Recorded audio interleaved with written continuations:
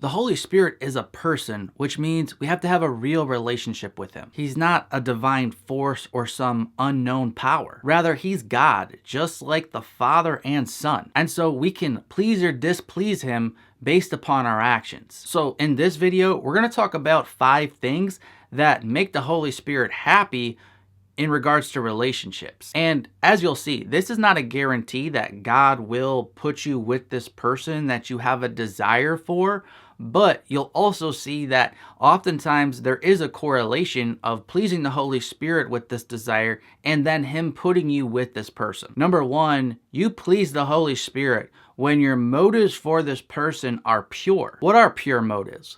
Pure motives are when we have someone else's benefit in mind when we are doing a certain action. Behind every action, whether it be positive or negative, there's some sort of reason for why we're doing that.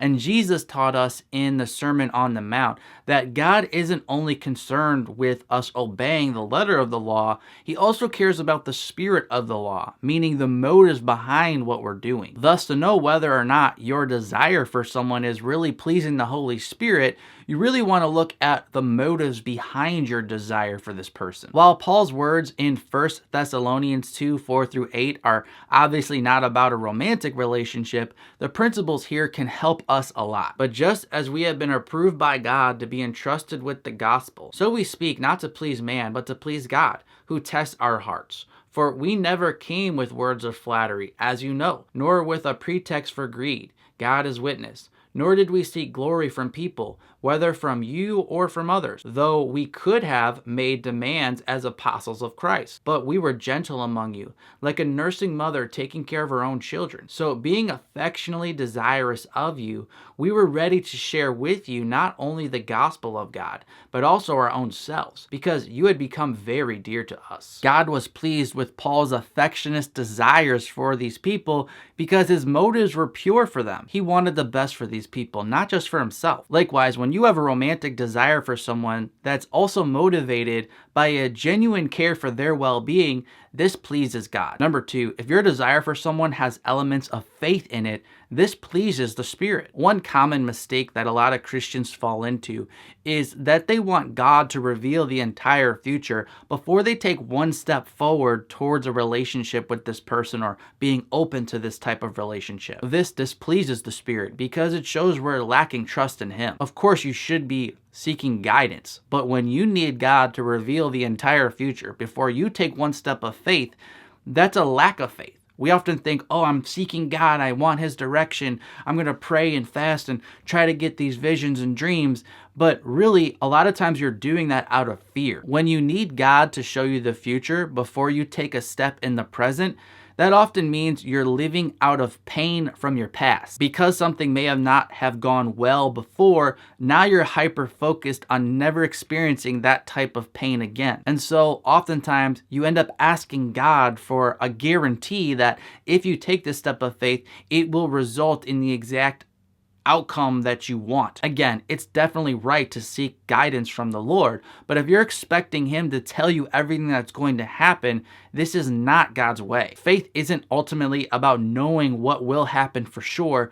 Faith is trusting in God even when you don't know all that's going to happen. So if you really like someone and you're willing to take that healthy risk to see if you can be with them, that pleases the Lord. It's an expression of love because you're willing to make a sacrifice for them, which is an element of true love. Hebrews 11:6 also states, and without faith it is impossible to please Him, for whoever would draw near to God must believe that He exists and that He rewards those who seek Him. Number 3, your desire for this person pleases the Spirit if you two could and want to reject worldliness together. As Christians, we must start our journeys with the end in mind. What's the final destination you're trying to reach when you're starting this journey? If the path doesn't lead to glorifying God, there's no point to take one step forward on that path. Again, you can't always know the future. That's not the point here. But if you like somebody, because you're looking at their character, and you can tell that if you two partnered together, you would at least want to please the Lord together. That pleases the Holy Spirit. Romans 12:2, do not be conformed to this world, but be transformed by the renewal of your mind, that by testing you may discern what is the will of God, what is good and acceptable and perfect. Number 4, if you sense a biblical peace when you pray about this relationship, that's a good sign this desire pleases the Spirit. We must be factual, biblical, and objective whenever we're trying to please the Lord.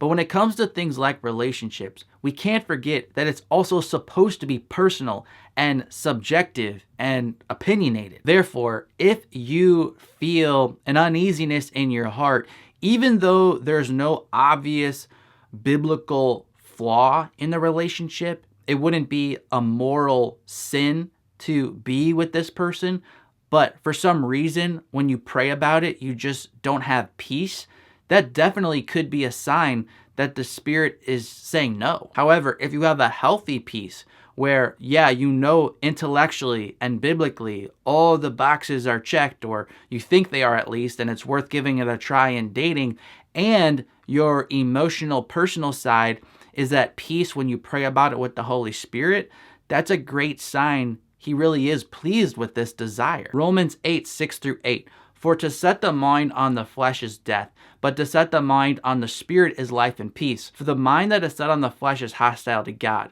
for it does not submit to God's law. Indeed, it cannot. Those who are in the flesh cannot please God. And number 5, if you would be happy to make a loving sacrifice for this person, this pleases the Holy Spirit. Hebrews 13:16, do not neglect to do good and to share what you have, for such sacrifices are pleasing to God. A great way to support this ministry and help other people get exposed to biblical content is simply by liking these videos. That triggers the algorithm to spread this content to other people because you're saying, this was a good video. I'm Mark from ApplyGodsWord.com. I hope this was really helpful to you. And until next time, God bless.